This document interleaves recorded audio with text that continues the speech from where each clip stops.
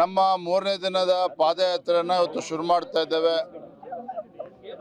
ನಮ್ಮೆಲ್ಲ ಪಕ್ಷದ ಹಿರಿಯ ಮುಖಂಡರು ಆರ್ ಅಶೋಕ್ ಅವರು, ಚಲವಾದಿ ನಾರಾಯಣ ಸ್ವಾಮಿ ಅವರು, ನಮ್ಮ ಎಲ್ಲ ಶಾಸಕ ಮಿತ್ರರು, ಅದೇ ರೀತಿ ಬಿಜೆಪಿ ಜೆಡಿಎಸ್ ಪಕ್ಷದ ಎಲ್ಲ ಶಾಸಕರು ಮತ್ತು ಪಕ್ಷದ ಮುಖಂಡರು ನೋಡ್ತಾ ಇದ್ರಿ ಉತ್ಸಾಹ ಬೆಳಬೆಳಗ್ಗೆನೆ ಯಾವ ರೀತಿ ಇದೆ ಅಂತಕ್ಕಂಥದ್ದನ್ನ.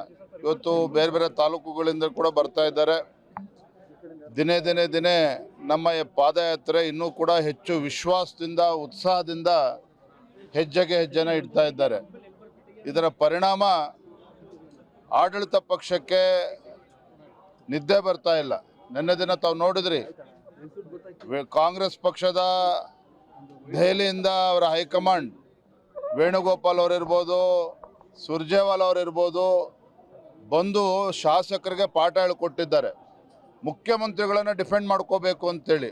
ಯಾವ ಮುಖ್ಯಮಂತ್ರಿಗಳು ಇವತ್ತು ಹಗರಣದಲ್ಲಿ ಮುಳುಗೋಗಿದ್ದಾರೆ, ಯಾವ ಕಾಂಗ್ರೆಸ್ ಸರ್ಕಾರ ಇವತ್ತು ಹಗರಣಗಳಲ್ಲಿ ಮುಳುಗೋಗಿದೆ, ಇಂಥ ಮುಖ್ಯಮಂತ್ರಿಗಳನ್ನು, ಸರ್ಕಾರವನ್ನು ಬಲವಾಗಿ ಸಮರ್ಥನೆ ಮಾಡ್ಕೋಬೇಕು ಅಂಥೇಳಿ ದೆಹಲಿ ಗಾಂಧಿ ಕುಟುಂಬದಿಂದ ದೆಹಲಿಯಿಂದ ಸಂದೇಶನ ತಂದಿರತಕ್ಕಂಥ ವೇಣುಗೋಪಾಲ್ ಅವರು, ಸುರ್ಜೇವಾಲಾ ಅವರು ಶಾಸಕರು ನೀಡಿದ್ದಾರೆ. ಇದರ ಅರ್ಥ ನಮ್ಮ ಹೋರಾಟದ ಚುರುಕು ಅವರಿಗೆ ಮುಟ್ಟಿದೆ. ನಮ್ಮ ಹೋರಾಟದ ಪರಿಣಾಮ ಇವತ್ತು ಕಾಂಗ್ರೆಸ್ ಸರ್ಕಾರ ಒಂಟಿಗಾಲಿನಲ್ಲಿ ನಿಲ್ತಕ್ಕಂಥ ಪರಿಸ್ಥಿತಿ ನಿರ್ಮಾಣ ಆಗಿದೆ.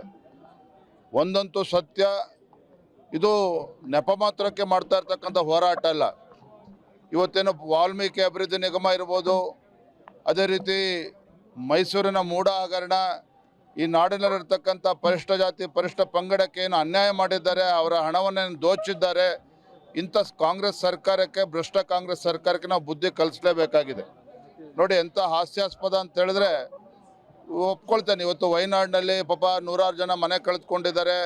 ಮುಖ್ಯಮಂತ್ರಿಗಳು 100 ಮನೆಗಳನ್ನು ಘೋಷಣೆ ಮಾಡಿದ್ರೆ ಒಳ್ಳೇದು, ಅದು ತಪ್ಪು ಅಂತ ಹೇಳೋದಿಲ್ಲ. ಆದರೆ ನಿಮ್ಮ ಜಿಲ್ಲೆ ಮೈಸೂರು ಜಿಲ್ಲೆ, ಮುಖ್ಯಮಂತ್ರಿಗಳಿಗೆ ಶಕ್ತಿಯನ್ನು ಕೊಟ್ಟಿರ್ತಕ್ಕಂಥ ಸಿದ್ದರಾಮಯ್ಯ ಅವರಿಗೆ ರಾಜಕೀಯ ಶಕ್ತಿ ಕೊಟ್ಟಿರ್ತಕ್ಕಂಥ ಮೈಸೂರು ಜಿಲ್ಲೆಯಲ್ಲಿ ಲಕ್ಷಾಂತರ, 1 ಲಕ್ಷಕ್ಕೂ ಹೆಚ್ಚು ಬಡವರು, ನಿರ್ಗತಿಕರು ನಿವೇಶನ ಕೊಡಿ ಸ್ವಾಮಿ ಅಂತೇಳಿ ಮೂಡ ಮುಂದೆ ಕಳೆದ 20-25 ವರ್ಷದಿಂದ ಅರ್ಜಿಗಳು ಹಾಗೆ ಬಿದ್ದಿದೆ.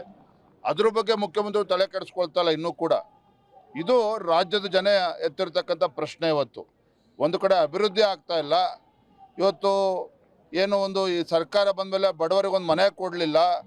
ಇವತ್ತು ಲೂಟಿ ಹೊಡಿತಾ ಇರ್ತಕ್ಕಂಥ ಸರ್ಕಾರ, ಇವತ್ತು ಜನರು ಇವತ್ತು ಶಾಪ ಆಗ್ತಾ ಇದ್ದಾರೆ ಸಿದ್ದರಾಮಯ್ಯ ನೇತೃತ್ವದ ಕಾಂಗ್ರೆಸ್ ಸರ್ಕಾರಕ್ಕೆ. ಹಾಗಾಗಿ ನಮ್ಮ ಪಾದಯಾತ್ರೆ ಒಂದು ಸರಿಯಾದ ದಿಕ್ಕಿನಲ್ಲಿ ನಾವು ಸಾಗ್ತಾ ಇದ್ದೇವೆ.